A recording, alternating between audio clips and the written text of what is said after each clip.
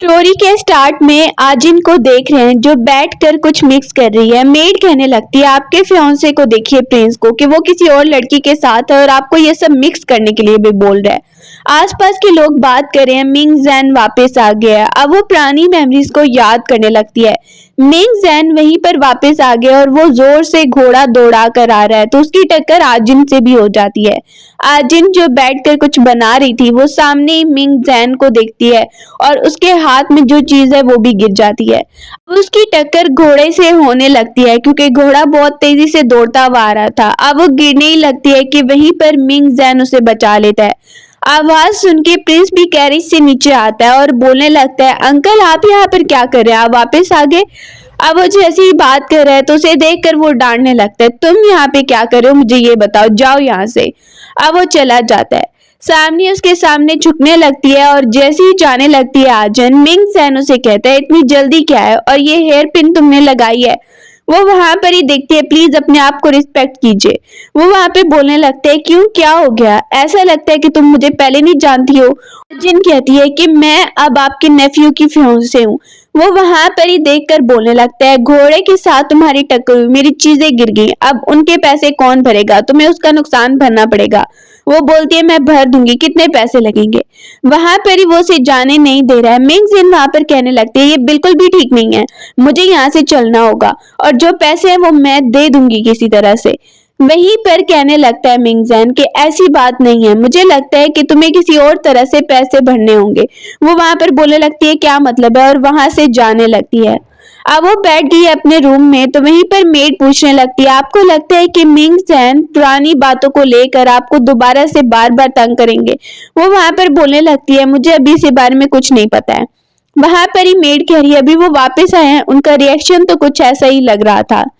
दूसरी तरफ हम देख रहे हैं प्रिंस को कि वो वहां पर रूही के साथ है। सब वहां पर उसके दोस्त बैठे हुए हैं और वो भी आराम से बैठा हुआ है। उसके दोस्त बोलने लगते हैं तुम्हारी फियांसे वो भी काफी ज्यादा ब्यूटीफुल है और ये रूही इसके साथ भी तुम्हारी फ्रेंडशिप है।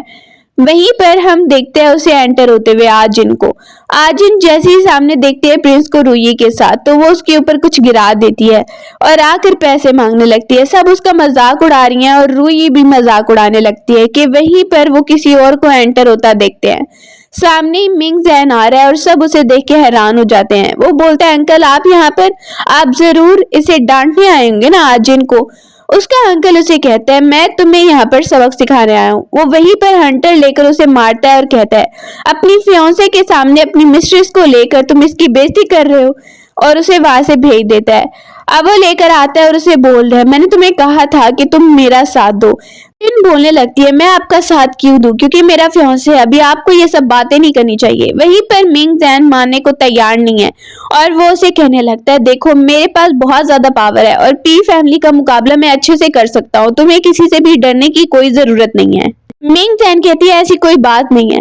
वहीं पर उसे बोलने लगता है मुझे पता है कि तुम मुझे ही लाइक करती हो। वो बोल रही है ऐसा कुछ नहीं है, जो पैसे मैंने आपके देने हैं मैं आपको वो वापस कर दूंगी। मिंग जैन कहने लगता है तुम वापस कर दोगी। वो बोलती है हाँ मैं वापस कर दूंगी और आपको ये सब हरकतें नहीं करनी चाहिए तभी अच्छा होगा। वहीं पर मिंग जैन बिल्कुल भी मानने को तैयार नहीं है। पहले मैं तुम्हारा स्लेव हुआ करता था लेकिन अभी भी मुझे लगता है कि मैं तुम्हारा स्लेव ही हूँ, तुम पहले की तरह मुझसे बिहेव कर सकती हो, तुम्हें यहाँ पर किसी से डरने की जरूरत नहीं है। डोर ओपन करती है तो सामने मेड है। अब वो वापस मुड़ने लगती है तो वहीं पर उसे बोल रहा है कि तुम याद रखना 3 दिन में तुम्हें पेमेंट करनी है, और वहां से चला जाता है। मेड के साथ वो बाहर जाने लगती है। अब वो बाहर देखती है कि प्रिंस तो रूही के साथ है। रूही कह रही है मुझे लगता है कि आजिन नाराज हो जाएगी। प्रिंस कहने लगता है नहीं होगी नाराज, और दूसरा सर्वेंट जो है वो कहने लगता है चलिए मैं आपको लेकर चलता हूँ। वो उसके साथ जा रहा है। आजिन बाहर खड़ी वेट कर रही है और वो देखती है कि प्रिंस तो रूही के साथ चला गया और कोई कैरेज भी नहीं है। सामने उसे एक कैरेज जाता हुआ नजर आता है जिसके अंदर मिंग जैन है, उसे साथ आने को बोल रहा है। अब वो सोचती है कोई और यहाँ पर है भी नहीं और मुझे जाना भी है, तो वो कैरेज के अंदर, उसी के कैरेज के अंदर जाकर बैठ जाती है। अब वो आती है कि मिंग जैन उससे मैरिज की बात करने लगता है। उसे कहता है कि तुम्हें मुझसे मैरिज कर लेनी चाहिए, तुम देख तो रही है अपने फियांसे को, वो बिल्कुल भी तुम्हें इंपॉर्टेंस नहीं दे रहा है। अब ये बात सुन के आजिन फिर से उसे इग्नोर कर देती है और कहती है ये सब बातें मत करो, और वहां से उठ जाती है। पीछे से मिंग जैन याद कर रहा है कि उसे आजिन ने गिफ्ट बनाकर दिया था जब वो वहां पर स्लेव हुआ करता था और वो उसका ध्यान रख रही थी। वो सारी मेमोरीज को याद कर रहा है। अब हम देखते हैं आजिन को सुबह को कि वो आराम से बैठकर कुछ रीड कर रही है और मेड वहां पर आकर उसे बताने लगती है कि आपके फियांसे प्रिंस आए हैं आपसे बात करने के लिए।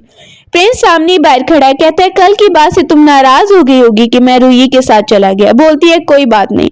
वहां पर ही प्रिंस कहता है तुम्हें तो पता है कि रूही मेरे लिए बहुत ज्यादा इंपॉर्टेंट है। कहती है पता है मुझे। अब वो कहने लगता है इसीलिए तुम नाराज मत हो, मैरी तो मैं तुमसे ही करूंगा। आजिन कहती है तुम्हें लगता है कि मैं फालतू का माल हूँ। वहीं पर वो बोलने लगता है ऐसे ज्यादा चिल्लाने की जरूरत नहीं है। अब आजिन कह रही है तुम्हें ये नहीं लगना चाहिए कि मैं कोई वेस्टफुल चीज हूँ, तुम जो भी चाहोगे वो करोगे। वो वहां पे हंसने लगता है तुम्हारी बात कौन ही मानेगा। सर्वेंट आके आजिन को बताने लगता है कि भाई रूही आई है आपसे मिलने के लिए। वो उसे देख के बोलती है क्या बात है, मुझे काम है, जो भी बोलना है जल्दी बोलो। रूही कहती है तुम्हें पता है ना कि प्रिंस मुझे लाइक करता है, एटीट्यूड मत दिखाओ। उसे कह रही है तुम बदतमीजी कर रही हो। अब एकदम से आजिन खड़ी होती है और उसे जोर से थप्पड़ मारती है। बोलती है तुमने मुझे थप्पड़ मारा। आजिन कहती है हाँ, अगर तुम मुझसे आकर ऐसे बोलोगी तो मैं तुम्हें थप्पड़ मारूंगी। तुम्हें क्या लगता है नहीं मारूंगी। सामने सर्वेंट जो रूही के साथ आया था वो भी घबरा जाता है और कहने लगता है चलो चलो मैं तुम्हें लेकर चलता हूँ यहाँ से। रूही उसके साथ जाने लगती है। आजिन वहीं पर कैरेज में बैठी है और सामने मिंग जैन को देख रहे हैं जो कहता है तुम्हारे हाथ पे चोट तो नहीं लगी। अब वो कहती है नहीं नहीं मैं ठीक हूँ, मेरा हाथ बिल्कुल ठीक है। उससे मिंग जैन बोलने लगता है मैंने जो तुमसे बात की है उसके बारे में तुमने सोचा है, हम मैरिज कर लेंगे सब कुछ ठीक हो जाएगा। वो मना कर देती है। मिंग जैन बोल रहे हैं मैं सबका मुकाबला कर सकता हूँ और उस प्रिंस को देखो वो तुम्हें इंपॉर्टेंस भी नहीं देता है। वहां पर ही वो उससे पूछ रहे क्या हुआ था पास्ट में कि तुमने मुझे ऐसे बोला था, मुझे पता है तुम ऐसे नहीं हो। पास्ट में दिखा रहे हैं कि उससे मिंग जैन मिलने के लिए आया था। वो उसे कह रही थी मेरी मैरिज होने वाली है, तुम तो मुझे कुछ दे नहीं सकते, तुम्हारे पास है ही क्या, तुम गरीब हो इसलिए मैं तुमसे मैरिज नहीं कर रही। और ये कहकर उसने उसे छोड़ दिया था। अब मिंग जैन बोल रहे आखिर ऐसी क्या बात हो गई थी, मुझे पता है तुमने ये जानबूझकर ही बोला था। आचिन उसे गौर से देखने लगती है और वो चाहती है उसे बताना लेकिन फिर बताती नहीं है। वहीं पर वो उसे बोलने लगती है जो भी बात थी वो सच थी और मुझे इस बारे में कोई बात नहीं करनी, और उठ जाती है। अब हम देख रहे हैं वो आकर बैठी है और रीड करने के लिए बुक देखने लगती है और सामने मेड को कहने लगती है कि मैंने सोचा है कि मैं कुछ ज्वेलरी बनाऊं, वैसे ही बैठकर बोर होती रहती हूँ। और वो इस बारे में सोच रही है। उसे पता चलता है कि सामने ही प्रिंसेस आई है। वो आके कहने लगती है क्या हुआ, तुम कुछ घबराई हुई लग रही हो, कोई बात है तुम मुझसे शेयर कर सकती हो, क्या कर रही हो। रूही कहने लगती है प्रिंस तो तुम्हें इंपॉर्टेंस देता नहीं है, अब प्रिंसेस आई है तो इनसे ही अच्छे से बात कर लो। वो कहती है ठीक है। रूही कह रही है ये कैसा एटीट्यूड है प्रिंसेस, देखो इसको। प्रिंसेस सोचने लगती है इस लड़की को तो मैं बहुत अच्छे से सबक सिखा लूंगी। अब हम आजिन को देख रहे हैं कि वो बाहर आई है। जैसे ही आई है तो सामने ही मिंग जैन आकर खड़ा हो जाता है। उसे कहती है छोड़ो। मिंग जैन बोलने लगता है तुम मुझसे ऐसे ही एटीट्यूड में बात करती रहोगी। इस कैरेज से उतर रहा है। मिंग जैन उसे बोलने लगता है चलो मैं तुम्हें छोड़ देता हूँ, जहां पर भी तुम्हें जाना है मैं तुम्हें छोड़ दूंगा। प्रिंस उसे देखता है कि वो जा रही है मिंग जैन के साथ, तो वो सोचने लगता है ये सब क्या हो रहा है। अब वो अंदर आकर उससे पूछने लगता है क्या हुआ, किसी ने तुम्हें कुछ कहा है क्या। बोलने लगती है नहीं ऐसी कोई भी बात नहीं है। मिंग जैन उससे दोबारा वही बात करने लगता है मैरिज के बारे में और उसे मनाने की कोशिश कर रहा है। अब हम देखते हैं जैसे ही वो आए हैं सामने ग्रैंडमा खड़ी है। वो कहने लगती है तुम मिंग जैन के साथ आई हो। मिंग जैन बोलने लगता है मैं रास्ते में था तो इसे भी साथ लेकर आ गया। सबको टेबल पे बैठने के लिए कहा जाता है। प्रिंस की जगह मिंग जैन आकर बैठ जाता है आजिन के साथ और प्रिंस देख रहा है देखो मुझे बैठने ही नहीं दिया। अब ग्रैंडमा पूछने लगती है तुम्हें पता है कि तुम इसे अंकल कह के भी बुला सकती हो क्योंकि तुम्हारे होने वाले हस्बैंड का ये अंकल है। वहां पर ही वो कहती है हाँ यही बात है। और मिंग जैन भी वहीं पर थोड़ा अजीब फील करने लगता है। वो कहती है चलिए अब शुरू करते हैं खाना। वो जैसे ही देखती है कि मिंग जैन ने उसका हैंड पकड़ लिया है तो वहां पर ही एकदम से आवाज आती है। प्रिंस कहता है क्या हो रहा है ये सब। ग्रैंडमा उसे कह रही है तुम तो चुप ही करो क्या बात है। वो वहां पर कहने लगता है कुछ तो ग्रैंडमा उसे नीचे बिठा देती है लेकिन उसका हाथ जोर से पीछे कर देती है। प्रिंस को ग्रैंडमा डांट रही है कि मैंने रूही और तुम्हारे बारे में बहुत कुछ सुना है। प्रिंस कहने लगता है प्लीज ग्रैंडमा। ग्रैंडमा कहती है तुमने आजिन की बहुत बेइज्जती की, आइंदा के बाद ऐसा मत करना। आजिन वहीं पर चुप है और वो कुछ नहीं बोलती। ग्रैंडमा उसकी तरफ से सॉरी करी है प्रिंस की तरफ से। और मिंग जैन भी वहीं पर स्माइल करके देखने लगता है। अब हम देखते हैं कि रात हो गई है और सामने ही आजिन को देखते हैं अपने रूम में बैठे हुए कि वहीं पर प्रिंस आ जाता है, जो आके उसे बोलने लगता है मैं तुमसे मैरिज करूंगा। वहीं पर वो कहती है क्यों, आप तुम्हें मैरिज का क्या ख्याल आ गया, और रूही उसका क्या होगा। वो बोलने लगता है मैं उससे ब्रेकअप कर लूंगा और कभी भी प्ले हाउस में नहीं जाऊंगा। वो वहां पर उसे जाने का बोल रही है। प्रिंस कहता है तुम मेरी बात पे यकीन क्यों नहीं कर रही। मिंग जैन एकदम से आ जाता है, कहने लगता है कि तुम प्रिंस से बिल्कुल मैरिज नहीं करोगी, मैंने तुम्हें ये बोला है।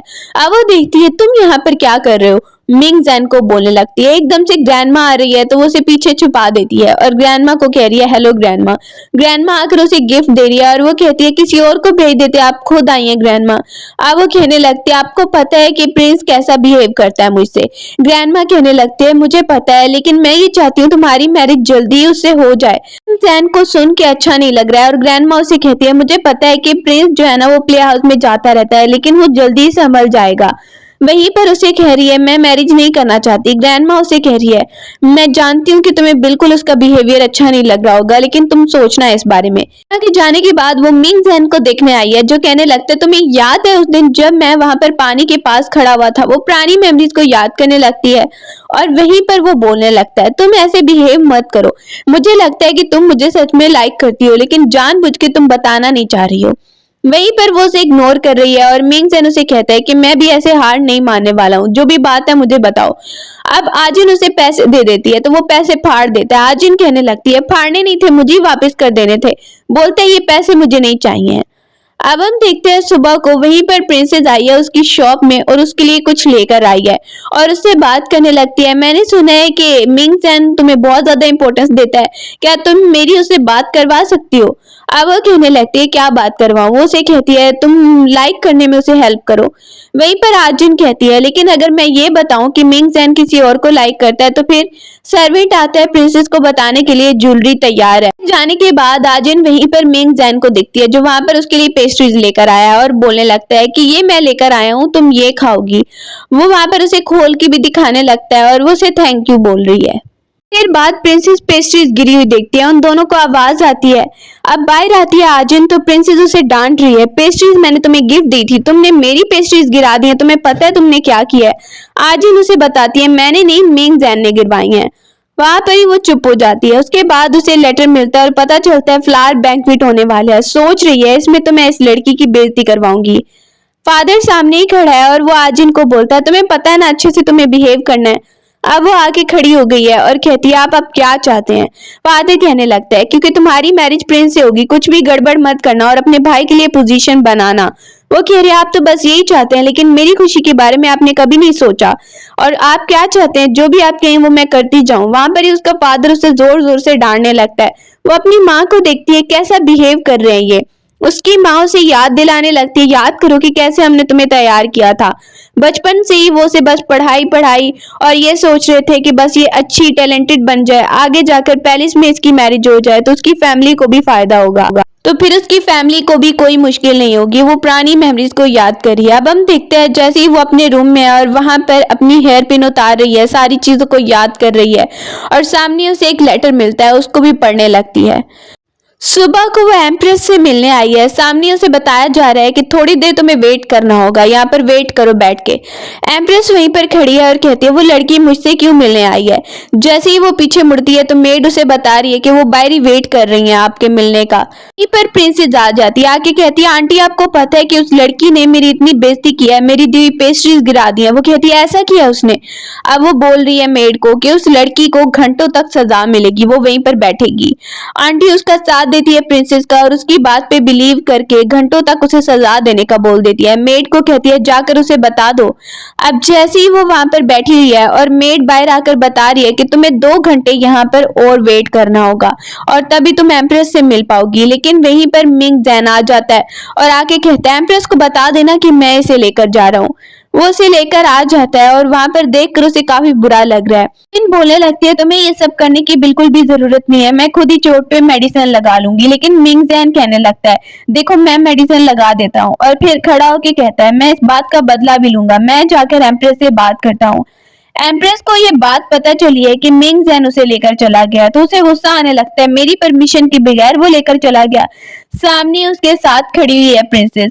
अब वहीं पर एम्प्रेस कहती है मिंग जैन को मैं रोक भी नहीं सकती हूँ अगर वो ले गया तो। प्रिंसेस आते हुए मिंग जैन को देखती है जो आके कहता है आखिर ये तुम लोग क्या बिहेव कर रहे थे।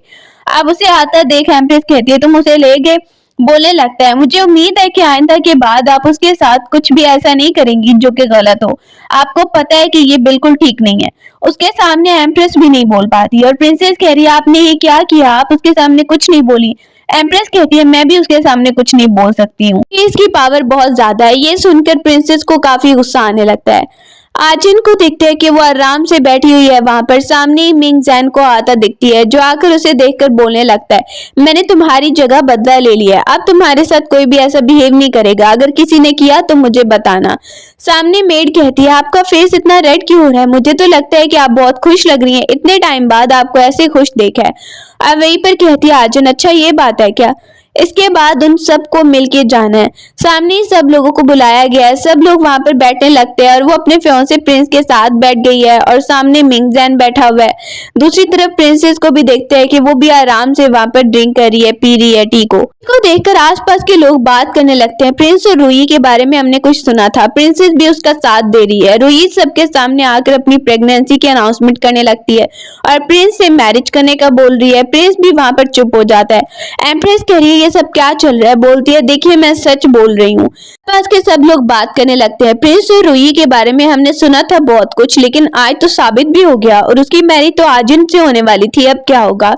प्रिंसेस सामने ही रूही का साथ दे रही है और एम्प्रेस को बोल रही है कि इसकी मैरिज प्रिंस से करवा। एम्प्रेस प्रिंस से पूछती है और प्रिंस मना कर देता है और सामने ही वो लड़की बोलने लगती है प्रिंस ऐसा कैसे कर सकता है, आप मुझे अकेला छोड़ दिया है, इससे अच्छा है कि आप मुझे मौत ही दे दें। एम्प्रेस वहीं पर पूछने लगती है कि तुम बताओ आजिन तुम क्या चाहती हो, तुम इसकी फियांसे हो ना। वो लड़की आकर आजिन से रिक्वेस्ट करने लगती है।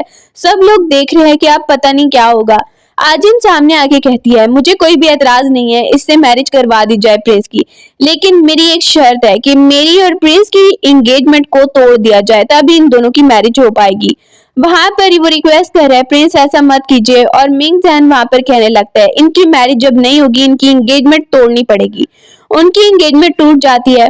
अब प्रिंस वहां पर देख रहा है कि ऐसा मैं नहीं चाहता था और वो उसको देखता है कि आजिन तो मिंग जैन के साथ चली गई है। जैन उसे कह रहा है मुझे पता था कि तुम ये एंगेजमेंट जरूर तोड़ोगी और मैंने भी तुम्हारा साथ दिया, तो अब ये पॉसिबल हो गया ना, तो अब तुम्हें मुझसे रूड बिहेव करने की जरूरत नहीं है। वहां पर ही वो उसे थैंक यू बोलने लगती है और मिंग जैन कहता है मुझे पहले ही पता था कि तुम मुझे लाइक करती हो लेकिन सिर्फ बोल नहीं पा रही हो। प्रिंस सामने देखता है कि आजिन तो मिंग जैन के साथ चली गई है, अब उसे बुरा लगने लग गया है। सुबह को हम देखते हैं जैसे ही वहां पर आजिन सामने आ रही है तो प्रिंस सामने आके खड़ा हो जाता है। वो इग्नोर करके जाने लगती है तो वो उसे कहता है तुम्हें लगता है कि मेरे अंकल मिंग जैन तुम्हें बहुत इंपॉर्टेंस दे रहे हैं। अब वो बोलती है अब मेरा और तुम्हारा कोई रिलेशन नहीं है, तो अब जो भी मेरी लाइफ में उससे तुम्हारा कोई लेना देना नहीं होना चाहिए, तुम जाकर रूही से मैरिज करो। वो वहां पर देखता है कि वो उसे बातें सुना के चली गई, अब उसके हाथ में कुछ नहीं रहा। जिन घर वापस आती है उसका फादर उसे डांटने लगता है, उसे जोर का थप्पड़ मार देता है कि तुमने आखिर ये एंगेजमेंट क्यों तोड़ी। फादर उसे डांट रहे इतने सालों की मेहनत तुमने खराब कर दी, तुम्हें पता भी है तुमने क्या किया है। वो उसे थप्पड़ भी मारता है। आजिन बोलने लगती है आप ये चाहते हैं कुछ भी हो जाए, चाहे मेरे साथ कोई भी बिहेव करे, कुछ भी बिहेव करे, मैं बस प्रिंस से मैरिज करूं, आप ये चाहते हैं। वहीं पर उसकी माँ जो है अपने हस्बैंड को रोकने लगती है प्लीज अब आप इतनी भी जोर जबरदस्ती मत कीजिए। दूसरी तरफ उसे फेंक दिया जाता है रूम में। बचपन में भी उसे ऐसी ही सजा दी जाती थी, उसका फादर उसे बंद कर देता था रूम में। रूही आकर मौका देखती है तो वो वहीं पर आग लगाने के लिए आई है। सोच रही है अब तो ये यहाँ से जिंदा नहीं बचेगी। वो बाहर देख रही है कोई खड़ा है और वो उसे मारने की धमकी दे रहा है। रूही होती है और कहती है तुम्हें लगता है कि तुम बच पाओगी।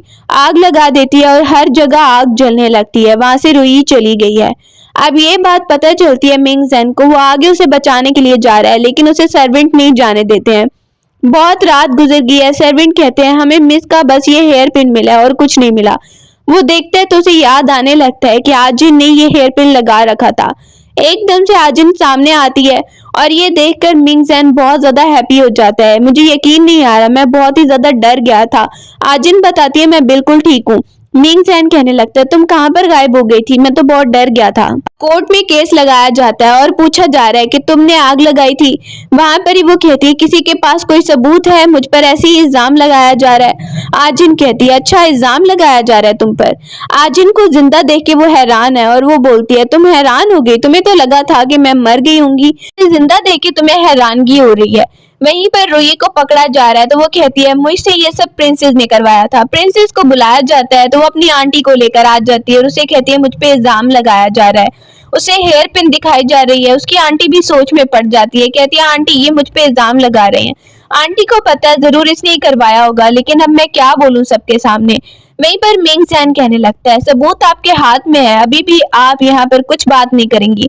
बोलती है हेयर पिन अगर इसकी मिली है इसका मतलब ये नहीं है कि इसने ये सब कुछ प्लान किया था। वो फिर भी उसे सजा नहीं दिलवा रही और वहीं पर उस लड़की को बोला जाता है कि तुम्हें सजा मिलेगी। अब वो सबको कह रही है मैं सच बता रही हूँ, प्रिंसेस ने ही मेरे साथ मिलकर ये प्लान बनाया था और मुझे ये कहा था ये सब करने को। मिंग जैन कहता है और बताओ। वो वहां पर सारी स्टोरी पुरानी मेमोरीज में बताने लगती है कि कैसे कैसे प्रिंसेस ने ये सब प्लान बनाया। उसे पता चला कि वहां पर आग जला दी गई है तो वो कितना ज्यादा खुश हो रही थी। वो ये सब कुछ सामने बताने लगती है। सोची ये सच्ची बोल रही होगी। रूही वहीं पर हेयर पिन दिखाती है प्रिंसेस ने मुझे दी थी कि पैसों के बदले में ये ले लो, ये मेरे पास सबूत है प्रिंसेस का। प्रिंसेस वहां पर अपनी आंटी को कहती है ये बस ऐसे ही बोल रही है। बोलने लगती है कि एम्परर तक जाने की जरूरत नहीं है, मैं खुद ही इसे सजा देती हूँ। उसे 3 मंथ तक एक कमरे में बंद रहने की सजा मिलती है और वहां पर ही वो कहने लगती है मुझे नहीं जाना, तो आंटी उसकी जोर से उसे थप्पड़ मार देती है ताकि एम्परर तक ये बात ना पहुंचे और उसकी भी बेइज्जती हो जाएगी नहीं तो। सामने प्रिंसेस देख रही है, मैं इस लड़की से तो पूछ लूंगी। अब उसे सजा मिल गई है और आजिन वहां पर सामने आ रही है। जैसे ही मिंग जैन को थैंक यू बोल रही है, मिंग जैन उसे देखने लगता है, बोलने लगती है देखो तुम्हारी वजह से मेरी इतनी ज्यादा हेल्प हुई है, थैंक यू सो मच।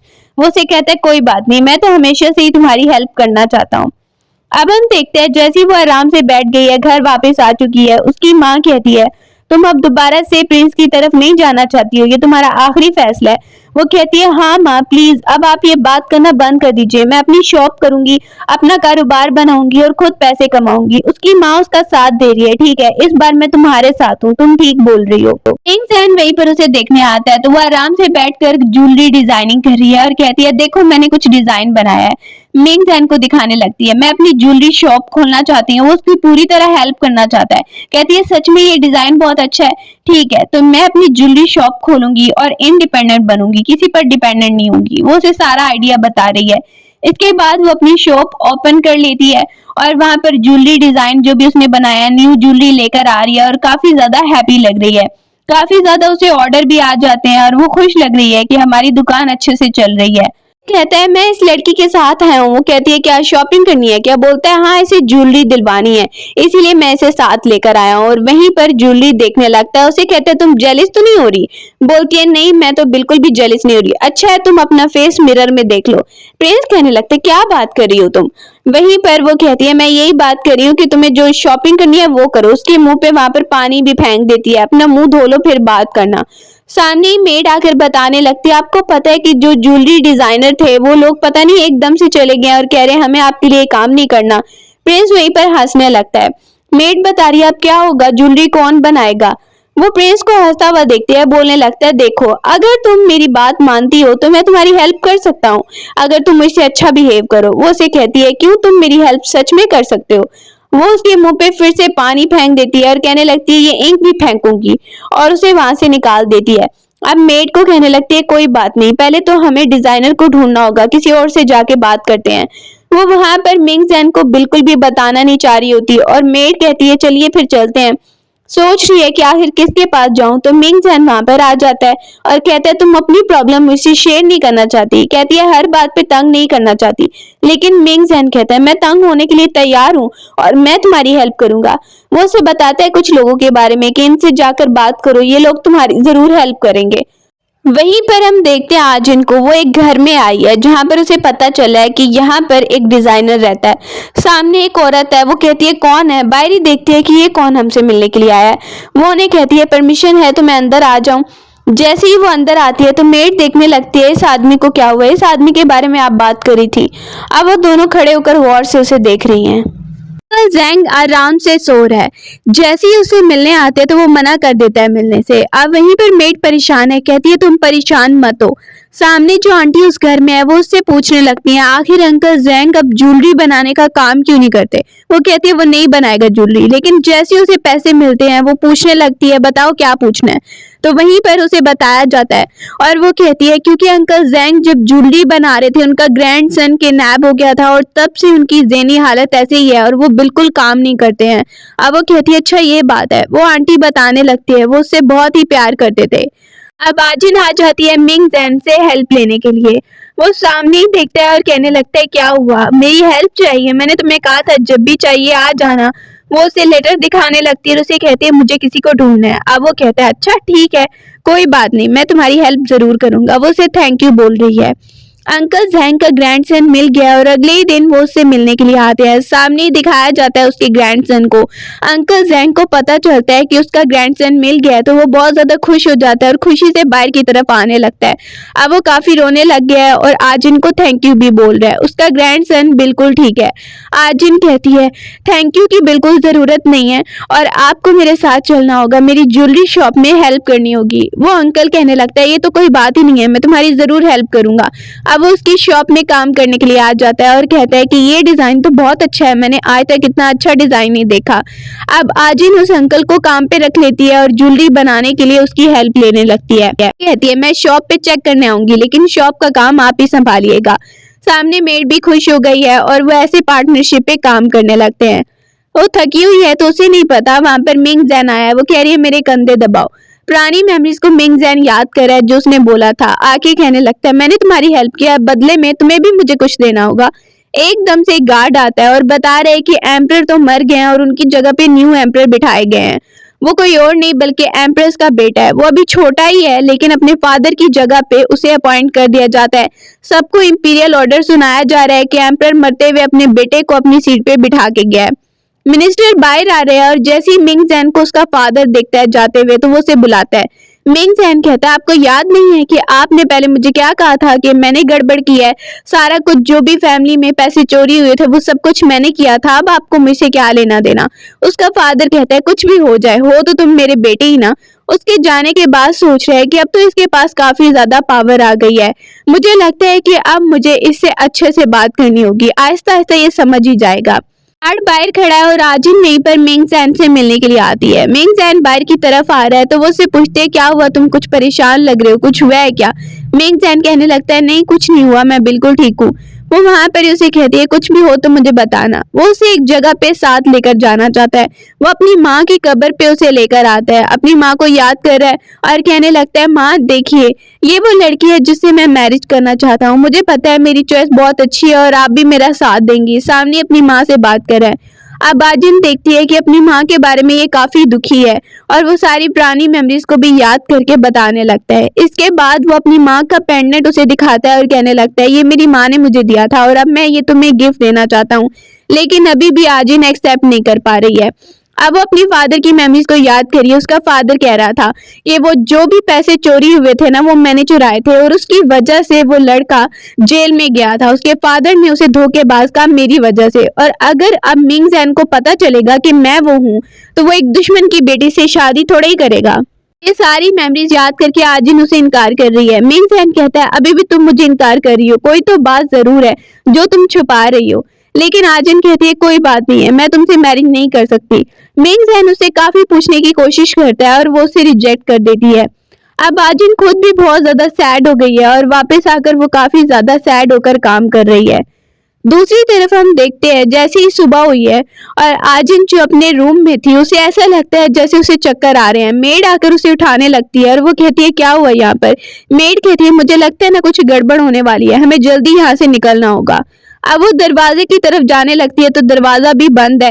वहां पर ही वो देखती है ये क्या हो रहा है और उन दोनों को जोर से चक्कर आने लगते हैं। उस रूम के अंदर कोई ऐसी चीज है जिससे उन्हें चक्कर आ रहे हैं, उनको उस रूम के अंदर ही बंद कर दिया गया है। दूसरी तरफ मिंग जैन को देखते हैं, वो शॉप में पता करने आता है आजिन का।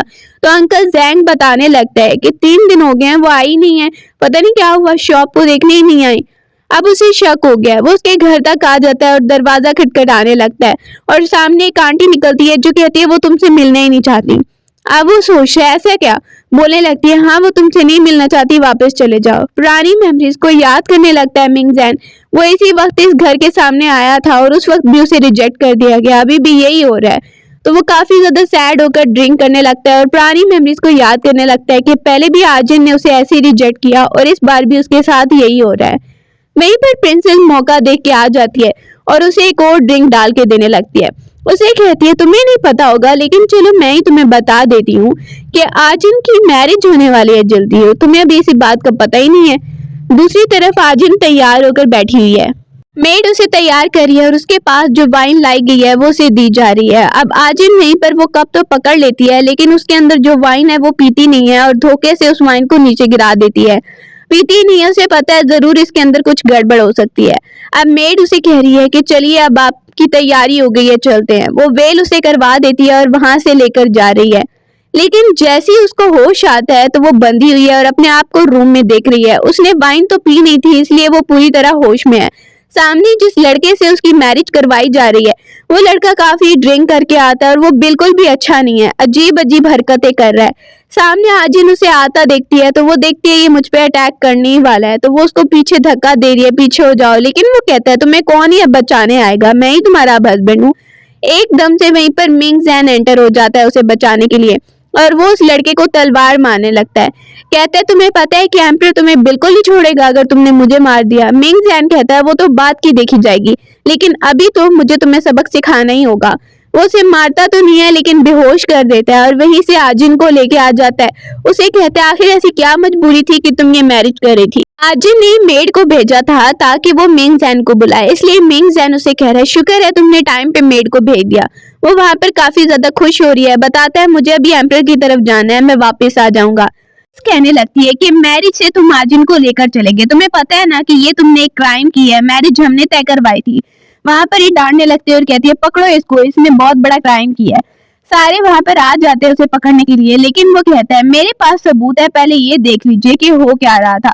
वो वहां पर एम्परर को लेटर दिखाने लगता है कि आखिर क्या क्या मेरे खिलाफ किया जा रहा था और आजिन के खिलाफ किया जा रहा था। एम्परर वहीं पर लेटर्स को देखने लगता है और कहता है अगर वो लड़का इतना ही बुरा है तो सजा तो उसे मिलनी चाहिए और वो आजिन के लायक भी नहीं था।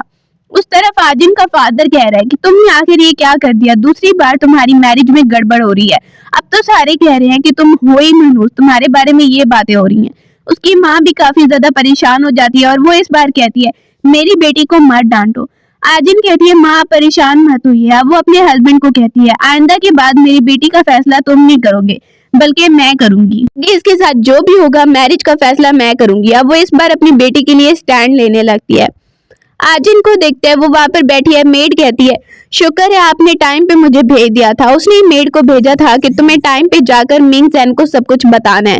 अब वो वहां पर कहती है मुझे पता ही था कि मिंग जैन जरूर मेरी हेल्प के लिए आएगा। मिंग जैन वहीं पर ऑर्डर लेकर आ गया, उसे कह रहा है देखो इंपीरियल ऑर्डर मुझे मिल गया है, तुम मुझसे मैरिज कर सकती हो, एम्परर ने कह दिया है। लेकिन वो वहां पर ही उसे देखती है और कहती है ये वापस ले जाओ। पूछते आखिर क्या है, तुम बार बार मुझे इनकार कर रही हो। फिर वो बोलने लगती है ठीक है अगर तुम सच्चाई जानना चाहते हो तो अब मैं तुम्हें सच बता ही देती हूँ कि वो कौन था जिसने पैसे चुराए थे और सारा इल्जाम तुम पर लगवा दिया था। वो कोई और नहीं बल्कि मेरे फादर थे, उन्होंने ये सब कुछ करवाया था, उन्होंने तुम्हें जेल में डलवाया था और तुम्हारी माँ से भी तुम्हें मिलने नहीं दिया। अब ये बातें सुन के वहीं पर मिंग जैन चुप हो जाता है और कुछ नहीं बोल पा रहा है। आजिन उसे कहती है अगर फिर भी तुम मुझसे मैरिज करना चाहते हो तो 3 दिन के बाद इस टाइम पे इस जगह पे आ जाना। वहां से वो कुछ जवाब दिए बगैर चला जाता है और आजिन सैड हो गई है। मेड को कहती है कोई बात नहीं। मेड परेशान है लेकिन वो बोलती है कोई बात नहीं, एक न एक दिन उसे सच पता चलना ही था। अब उसका फैसला है कि वो आगे क्या करना चाहता है, मैंने तो उसे सच बता दिया है। 3 दिन गुजरने ही वाले हैं और वो देख रहा है पेंडेंट को देख रहा है जो आजिन ने उसे वापस किया था। वो वहां पर कहने लगता है कुछ भी हो जाए मुझे उस जगह पे पहुंचना ही है। साथ में गार्ड कहने लगते हैं ये बहुत मुश्किल होगा लेकिन मुझे उम्मीद है कि हम कर लेंगे। काफी ज्यादा वो सोचने के बाद ये फैसला लेता है कि उसे आजिन से मैरिज करने जाना ही है। मेड वहां पे कह रही है आप तैयार हो गई हैं, आप तो बहुत ही ज्यादा ब्यूटीफुल लग रही हैं। आज तीसरा दिन पूरा होने वाला है और आजिन काफी ज्यादा तैयार होकर उस जगह पे जाने वाली है। अब वो रात तक वहीं पर खड़ी रहती है, लेकिन वो देख रही है कि वहां पर मिंग जैन आया ही नहीं है। पुरानी मेमोरीज को याद करिए, मुझे लगता है कि मिंग जैन यहाँ पर नहीं आएगा। पिछली पुरानी मेमोरीज को याद करिए और सोचती है ये उसका फैसला है, मैं उसके साथ जबरदस्ती कुछ नहीं कर रही हूँ। मुझे लगता है कि वो यहाँ पर नहीं आएगा, उसने इनकार कर दिया है। लेकिन एकदम से उसे मिंग जैन नजर आता है, बहुत जख्मी है। मिंग जैन बहुत मुश्किल से वहां पर पहुंच गया, मैंने अपना वादा पूरा किया। और वो देखती है सच में मिंग जैन मुझसे मैरिज करने के लिए यहाँ पर आ चुका है। बोलने लगता है मैंने तो तुम्हें कहा था, इस बात से कोई फर्क नहीं पड़ता है। और उसे बहुत ज्यादा चोट भी लगी है। सुबह हो गई है। सुबह को सबसे पहले मिंग जैन बहुत सारी डायरी और बहुत सारे गिफ्ट लेकर उसके घर पहुंचा देता है आजिन के। उसका फादर सामने ही देखने लगता है और वो चुप हो जाता है, कुछ भी नहीं बोल पा रहा है। उसकी मदर फैसला कर रही है और वो ये फैसला कर लेती है और एक्सेप्ट कर लेती है सारे गिफ्ट। वो गिफ्ट दे देता है और कहता है मुझे उम्मीद है कि आपको ये सारे गिफ्ट बहुत ज्यादा पसंद आएंगे। और वहां से जाने लगता है। उसके सामने कुछ नहीं, आजिन का फादर भी कुछ नहीं बोल पाता और वो देख रहा है कि ये सच में मेरी बेटी से मैरिज कर रहा है। अब ये बातें हर जगह फैल गई हैं, सर्वेंट भी बात कर रहे हैं कि कितने ज्यादा गिफ्ट वो लेकर गए थे आजिन के लिए। ये सारी बातें प्रिंस सुनने लगता है और उसे बहुत ज्यादा जेलसी हो रही है। दूसरी तरफ देखते हुए वो बाहर आकर ये बातें सुनता है और कुछ न्यू आइडिया सोचने लगता है। पर खड़ा होता है तो उसका फादर आता है उससे बात करने। तुम अपनी माँ के बारे में नहीं जानना चाहते हो? वो वहां पर ही गुस्सा होने लगता है। उसे देखकर आजिन कहती है मैं साइड पे जाके खड़ी होती हूँ, तुम बात कर लो अपने फादर से। कहता है आप कहना क्या चाहते हैं? वो साइड पे चली गई है। उसका फादर उसे माँ की आखिरी बातें याद दिला रहा है। साइड पे खड़ी होके वेट करिए, शाम हो गई है। एकदम से कोई आता है और उसे वहां पर ही मारने की कोशिश कर रहा है। बताया जाता है हमें प्रिंस ने भेजा है तुम्हें मारने के लिए। अभी वो बता ही रहे होते हैं कि आजिन एकदम से डरी हुई है और मिंग जैन आ जाता है और कहता है बताओ क्या कह रहे हो तुम लोग? आजिन कहती है कुछ भी हो जाए लेकिन प्रिंस किसी को जान से तो नहीं मारेगा। मिंग जैन वहीं पर उस आदमी को पकड़ लेता है और कहता है ठीक हो तुम। उसे बाहर निकालता है, वो काफी डरी हुई है। अब एकदम से उसे पता चलता है और वो इन्वेस्टिगेशन करता है, प्रिंस को पकड़ के ला रहा है। ग्रैंडमा कहती है ऐसा नहीं हो सकता, प्रिंस किसी को कैसे जान से मार सकता है? अब वो कहता है मेरे पास सबूत है। प्रिंस कहता है तुम लोग मेरा कुछ नहीं कर सकते हो। वो ग्रैंडमा को सबूत दिखाने लगता है कि ये आजिन को जान से मरवाने वाला था, खुद देखिए। और वो खुद अपने जबान से भी एक्सेप्ट कर लेता है, तो उसे सजा के लिए जेल में डलवा दिया गया है। मेड जल्दी से आकर प्रिंसेस को बताने लगती है कि आपको पता है कि प्रिंस को पकड़ा गया है। अब वो कहती है कुछ भी हो जाए वो मेरा नाम नहीं लेगा ना। मेड कहती है हो सकता है ले ले, आप अपनी आंटी के पास जाइए। वो अपनी आंटी से हेल्प लेने जाती है। उसकी आंटी उसे डांट रही है मैंने पहले तुम्हें बचाया, अब दोबारा से तुमने गड़बड़ कर दी। लेकिन कुछ नहीं, मैं तुम्हें बचा ही लूंगी, कोई कुछ नहीं बिगाड़ेगा तुम्हारा। पता चलता है कि उनको तो जेल से छुड़वा भी लिया गया है। ये बात सुन के वो सैड हो जाती है। मेड कहती है आपको लगता है वो दोबारा कुछ गड़बड़ करेंगे? तो कहने लगती है आजिन कोई बात नहीं, अब क्या ही कर सकते हैं। वो वहां पर मैरिज की तैयारी कर रही है। लगती है मेरी लाइफ का सबसे हैप्पी मोमेंट है, इसलिए मैं अभी कुछ नहीं सोचना चाहती। मैरिज की तैयारी करती है। अब उसे दुल्हन बना दिया गया और वो काफी ज्यादा हैप्पी है क्योंकि उसकी मैरिज मिंग जैन से हो रही है। मेड उसे तैयार कर देती है और वेल डाल देती है। काफी ज्यादा वो हैप्पी लग रही है। और दूसरी तरफ मिंग जैन भी काफी ज्यादा हैप्पी लग रहा है। सुबह को हम देखते हैं जैसे ही वो बैठी है और तैयार हो रही है तो मिंग जैन सुबह आता है और वहां पर उसके लिए गिफ्ट लेकर आया है, एक हेयर पिन, और उसे लगा देता है। उसे कहने लगता है अब तो तुम मेरी वाइफ बन गई हो, अब कुछ भी हो जाए मैं तुम्हें जरूर प्रोटेक्ट करके रहूंगा। घर आजिन को लेकर आया है और ग्रैंडमा के सामने वो खड़े हैं। आजिन टी सर्व कर रही है, वो नीचे झुकने लगती है तो उसे वो हटा लेता है, झुकने की जरूरत नहीं है। कहने लगता है मैं सिर्फ इसलिए यहाँ पर आया हूँ ताकि अपनी माँ के आखिरी वर्ड यहाँ से मालूम कर सकूं कि क्या थे। ग्रैंडमा भी उसे डांट रही है और चुप करवा देती है अपने बेटे को। वो वहां पर टी ले लेती है उसकी वाइफ से और वहीं पर उनके जाने के बाद कह रही है कुछ भी हो जाए है तो तुम्हारा बेटा ना, कुछ तो अच्छे से बिहेव कर लो। घर आकर मिंग जैन वहीं पर एक कमरा चेक करने लगता है जहाँ पर उसकी माँ रुका करती थी। अब वो सोच रहा है यहाँ पर जरूर मुझे कुछ मिलेगा। उसे इतनी पुरानी चीजें वहां पर मिलने लगती हैं। वो पेस्ट्रीज को देखता है और वहां पर ही उसे कुछ मिलता है जो कि प्रिस्क्रिप्शन है दवाइयों की। सोचता है इसमें तो कोई गड़बड़ नहीं थी। वो एक डॉक्टर को बुलवाते हैं। डॉक्टर कहने लगता है कि पेस्ट्री तो ठीक है, जो मेडिसिन लिखी गई है ये बिल्कुल ठीक नहीं है, जानलेवा भी हो सकती है। वहां पर ही डॉक्टर ये बताता है ये प्रिस्क्रिप्शन बिल्कुल गलत है। और वो ये देखकर काफी परेशान हो जाता है क्योंकि ये प्रिस्क्रिप्शन तो फादर ने ही माँ को दिलवाई थी। अब वो सोचने लगती है क्या सच में? वो वहां पर कहते हैं इसका मतलब फादर का हाथ था माँ को मारने के लिए, मुझे पता नहीं था ये सब हुआ माँ के साथ। जैन काफी सैड हो जाता है। सुबह को आजिन उसका वेट कर रही है आने का, मिंग जैन कहाँ पर रह गया। जैसे ही वो आता है तो कहती है क्या हुआ, तुम ठीक तो हो ना? और उसे कह रही है क्या हुआ क्या था? मिंग जैन उसे बताने लगता है वो अपनी माँ का बदला नहीं ले पाया, वो मारने गया था फादर को और कह रहा था मुझे बताइए कि आपने आखिर माँ के साथ ऐसा क्यों किया। उसका फादर जोर जोर से हंस रहा था, तुम्हें सच्चाई पता चल गई लेकिन तुम मुझे जान से मारकर आखिर करोगे क्या। वो चिल्ला रहा था तो उसका फादर कह रहा था तुम मुझे जान से मार दोगे तो तुम्हारी वाइफ उसका क्या होगा, वो भी नहीं बचेगी, सब उसके बारे में बुरा बोलेंगे, अब उसकी तीसरी बार मैरिज हो रही है आगे। वो वहां पर ये सोचती है और कहती है कोई बात नहीं, तुम्हें अपनी माँ का बदला लेना है, हम सबूत इकट्ठे करेंगे, उसके बाद उन्हें सजा देंगे। दूसरी तरफ एम्प्रेस को देखते हैं कि वो वहीं पर उसके फादर के साथ मिल जाती है मिंग जैन की और उसे कहने लगती है तुम मेरा साथ दो, हम मिलकर उन्हें सबक सिखाएंगे, तुम्हें भी कोई कुछ नहीं कहेगा और मुझे भी कोई कुछ नहीं कहेगा। अगले दिन एम्पर की जगह पे वहां पर आ जाते हैं सबको बुलाया गया और कहा जा रहा है कि एम्पर को बदला जा रहा है। जैसे ही जो दूसरा एम्पर है वहां पर बैठा हुआ है और वो उसे कहती है ये एम्पर नहीं बल्कि दूसरा मेरा बेटा एम्पर बनने वाला है। अब वो देखती है और कहने लगती है ये मेरा फैसला है, मैं किस बेटे को एम्पर बनाना चाहती हूँ। वाइन पीने का बोलती है और वहीं पर एकदम से चक्कर आने लगते हैं आजिन को और उसे देखकर कहता है इसे ले जाओ कमरे में। अब एम्प्रेस कहती है तुम्हें पता है कि मैंने ये से वाइन क्यों पिलाई, मेरे पास और कोई रास्ता नहीं था। मिंग जैन कहता है मतलब क्या है आपका। बोलने लगती है देखो तुम्हारी वाइफ को तो मैंने जहर वाली पिला दिया वाइन और अब तुम बचे हो। सारे मिनिस्टर उसका ही साथ दे रहे हैं और कह रहे हैं जो आप फैसला करेंगी वही होगा। मिंग जैन कहता है तुम्हें लगता है तुम जीत पाओगी। एम्प्रेस कहती है यहाँ पर जो भी लोग हैं ना वो मेरे लोगों से एक्सचेंज हो चुके हैं, वो सब मेरा साथ देने वाले हैं, कोई भी तुम्हारा साथ नहीं देगा। अपने लोगों को बुलाने लगती है, एकदम से वो देखती है वो उस पे ही तलवार चला रहे हैं, कहने लगते हैं सॉरी। एम्प्रेस कहती है तुमने ट्रिक खेली और तुमने अपने लोगों को यहाँ पर पहले ही रखा हुआ था। मिंग जैन कहता है तुम्हें लगा कि मैंने बिल्कुल तैयारी नहीं की है। अब वो देखती है कि वो उसके लोग नहीं बल्कि मिंग जैन के लोग हैं जो उसका साथ दे रहे हैं। एम्प्रेस कहने लगती है तुमने ये बिल्कुल ठीक नहीं किया है। सामने ही वो देखती है जो लोग उसका साथ दे रहे थे उन्हें भी पकड़वा लिया गया है। एम्प्रेस भी उसे पकड़वा देता है और कहता है मैं देख सकता हूँ कि कौन मेरे बारे में अच्छा सोच रहा है और कौन नहीं, और मिंग जैन वहीं पर देखने लगता है। वहीं पर आजिन आ जाती है सबूत लेकर कि मिंग जैन की माँ के साथ जो हुआ वो भी सबूत हम देना चाहते हैं। मिंग जैन वहाँ पर ही देखने लगता है, बहुत ज्यादा खुश हो रहा है और फादर को कहता है फादर अब आपका भी टाइम आ गया है। वो वहां पर ही कहता है ये सब क्या हो रहा है। सामने ही एम्पर कहता है कि तुमने अपनी जो वाइफ के साथ किया वो बहुत गलत था। वो माफी मांग रहा है लेकिन उसे कोई भी माफी नहीं दी जा रही है। मिंग जैन खुश हो गया है और आजिन को थैंक यू बोलने लगता है मेरी हेल्प करने के लिए। एम्प्रेस को देख रहे हैं उसकी हालत खराब है, उसे मेड बना दिया गया है, गार्ड को वहां पर रखा गया है कि कुछ भी ये गड़बड़ ना करें, और प्रिंसेस सामने उसको भी मेड बना दिया गया है क्योंकि उसने जो गड़बड़ की उसे भी सजा मिल रही है। दूसरी तरफ आजिन और मिंग जैन को देखते हैं, वो दोनों काफी ज्यादा हैप्पी लग रहे हैं। मिंग जैन उसे कहता है अब तो तुम काफी ज्यादा खुश हो, कोई भी प्रॉब्लम नहीं है, और इसी के साथ स्टोरी की हैप्पी एंडिंग हो जाती है।